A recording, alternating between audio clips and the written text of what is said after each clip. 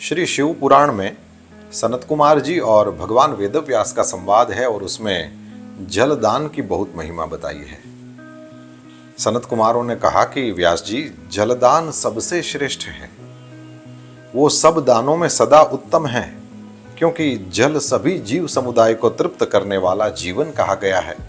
पानीय दानम परमम दानानाम उत्तमम तदा सर्वेषाम जीव पुंजानाम तर्पणम जीवनम स्मृतम। इसलिए बड़े स्नेह के साथ अनिवार्य रूप से प्रपादान यानी पौंसला चला करके दूसरों को पानी पिलाने का प्रबंध करना, ये जरूर करना चाहिए। जलाशय का निर्माण इस लोक और परलोक में भी महान आनंद की प्राप्ति कराने वाला होता है। यह सत्य है, इसमें संशय नहीं है। इसलिए मनुष्य को चाहिए कि वो कुआं, बावड़ी और तालाब बनवाए।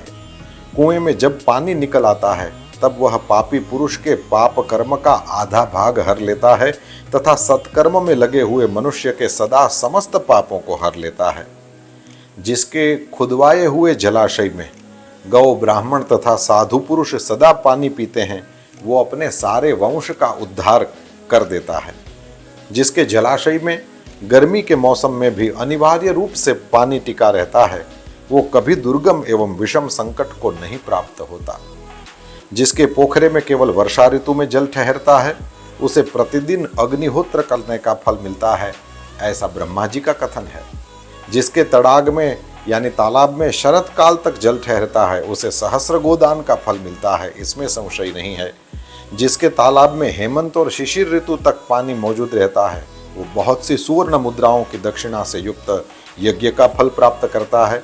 जिसके सरोवर में वसंत और ग्रीष्म काल तक भी पानी बना रहता है, उसे अतिरात्र और अश्वमेध यज्ञों का फल मिलता है, ऐसा मनीषी महात्माओं का कथन है।